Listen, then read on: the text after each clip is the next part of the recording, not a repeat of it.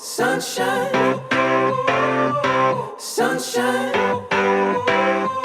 sunshine. Lucknow के इस पुस्तकालय में एक ऐसी चीज़ है जो इसे बाकी सबसे अलग बनाती है। चलिए देखते हैं क्या है। दोस्तों, आज हम आपको लेकर चल रहे हैं आचार्य नरेंद्र पब्लिक लाइब्रेरी, जो कि लखनऊ में स्थित है।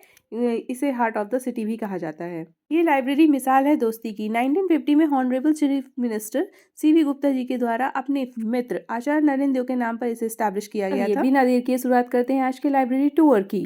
लाइब्रेरी से अंदर आते ही हमें सबसे पहले मिलता है रीडिंग हॉल। ये काफ़ी स्पेसियस है, नीट एंड क्लीन है। यहाँ रोज लगभग 200 से 500 तक स्टूडेंट पढ़ने आते हैं। एकदम शांत वातावरण इसे एक परफेक्ट स्टडी प्लेस बनाते हैं। यहाँ पर और भी सेपरेट रीडिंग हॉल्स हैं। यहाँ के सबसे मज़ेदार कलेक्शन की the British library collection.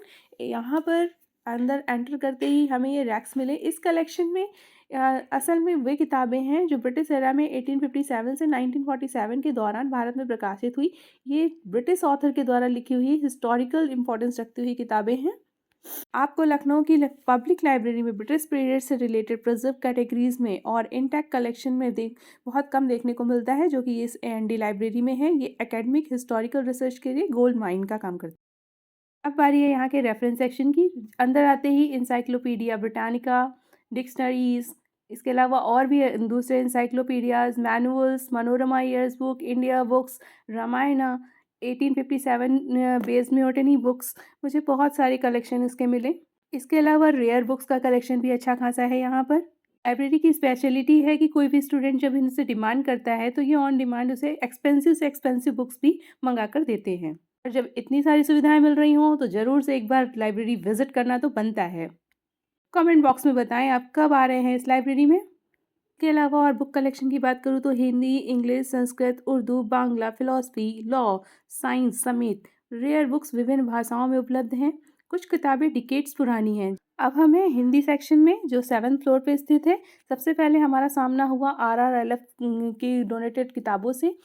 RRLF एक संस्था है जो पब्लिक लाइब्रेरीज को सपोर्ट करता है, उनके कलेक्शन डेवलपमेंट के लिए, उनके स्टैंडर्ड्स के लिए गाइडलाइंस प्रोवाइड करता है। ये यहाँ का हिंदी कलेक्शन है। इसमें रेयर बुक्स भी बहुत सारी हैं। यहाँ पे कैटलॉग कार्ड्स भी बहुत अच्छे से मेंटेन किए गए हैं। ये है यहाँ का रीडिंग रूम। इसके बाद हमने बात की एक यूज़र से। मैम, फर्स्ट ऑफ ऑल यहाँ का इन्वायरमेंट बहुत अच्छा है। तब हम लोग सुबह 10-11 बजे आ जाते हैं, शाम तक पढ़ते हैं अच्छे से। यहाँ पानी की व्यवस्था है, टेबल चेयर है, बुक्स अवेलेबल हैं हर तरह के, और वॉशरूम, बाथरूम, हर चीज़ है, सब ठीक है। Thank you. फैसिलिटी बहुत अच्छी है और मैडम मतलब हर तरीके से हेल्प हो जाती है। बुक्स भी मिल जाती हैं यहाँ पे पढ़ने के लिए, और मतलब हर चीज़ यहाँ पूरी मतलब वो है व्यवस्था अच्छी लगती है, फैसिलिटी यहाँ की।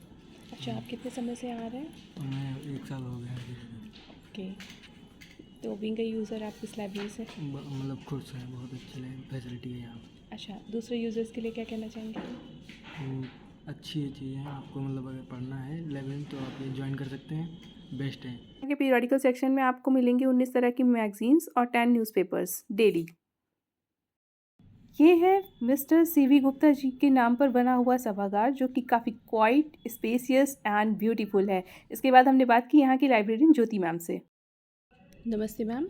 नमस्कार। और मैम यहाँ की लाइब्रेरियन है आचार्य नरेंद्र देव लाइब्रेरी की। मैम, हमें लाइब्रेरी के बारे में कुछ बताइए। हमारी लाइब्रेरी जो है वो 3 फ्लोर में, आचार्य नरेंद्र देव, 5th, 6th, 7th। 7th floor में जो है हिंदी, संस्कृत, बांग्ला, उर्दू की बुक्स हैं, ठीक है। और जो 6th फ्लोर है यहाँ पे टेक्स्ट बुक्स है, हिंदी, इंग्लिश सब है।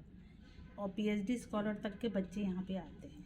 और जो 5th फ्लोर है वो पूरा इंग्लिश सेक्शन है, वो 5वें फ्लोर पे है। और जो ब्रिटिश सेक्शन है वहाँ पे फॉरेन राइटर्स की बुक्स 9836 हमको पुस्तकें दान में मिली थी। मैं फर्नीचर, वो सेक्शन पूरा अलग है। अच्छा, अब हमारे वहाँ जो है बैठने की व्यवस्था बहुत अच्छी है।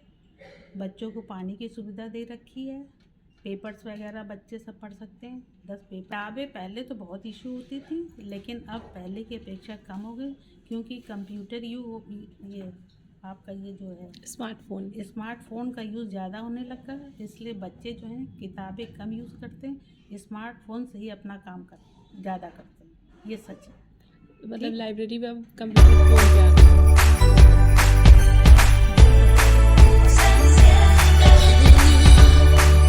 मंगा दी जाती हैं बच्चे अपनी किताबें लाते हैं, हम उनको परमिशन दे देते, सिग्नेचर कर देते, यहाँ बैठ कर के पढ़ते हैं। मेंबरशिप के बारे में बताइए मैम। हमारे वहाँ 3 तरह की मेंबरशिप है, एक जनरल है, एक स्टूडेंट है, एक रीडिंग कार्ड।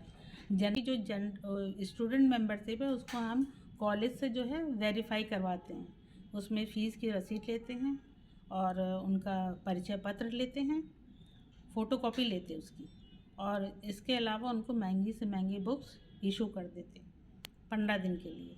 अगर कोई पाठक पुस्तक कहीं दूर रह रहा है या कुछ, तो वो हमको फ़ोन के द्वारा सूचित कर देते हैं कि मैडम मैं आ नहीं पाऊँगा, मुझे ये पुस्तक और रखनी, तो उससे हम फ़ाइन नहीं लेते हैं। रीडिंग कार्ड जो है वो हम 3 महीने का, जब नया मेंबर बनता है तो 200 रुपये लेते हैं, और जब 3 महीने के बाद वो रिन्यू करवाता है तब 150 रुपये लेते हैं, 50 रुपये पर मंथ के हिसाब से। ठीक, अच्छा, जो यहाँ पर बच्चे आते हैं उनको अगर कोई पुस्तक चाहिए होती है तो हम इशू कर देते हैं।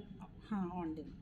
ओके। अगर वो स्टूडेंट वाला कार्ड है तो उसमें 2 पुस्तक तो उनको 15 दिन के लिए इशू हो जाती है। आपकी लाइब्रेरी का फ्यूचर प्लान क्या है? आप लोग क्या सुविधाएं देने वाले हैं अपनी लाइब्रेरी में यूज़र्स को अट्रैक्ट करने के लिए? हम यूज़र्स को अट्रैक्ट करने के लिए एक तो वाईफाई की सुविधा देना चाहते हैं, ठीक है, और दूसरा जो है हम चाहते हैं हमारे वहाँ 8-10 कंप्यूटर लग जाएं ताकि बच्चे उसका सदुपयोग कर सकें, और इशू रिटर्न जो है मैनुअली ना होकर के कंप्यूटराइज हो जाए।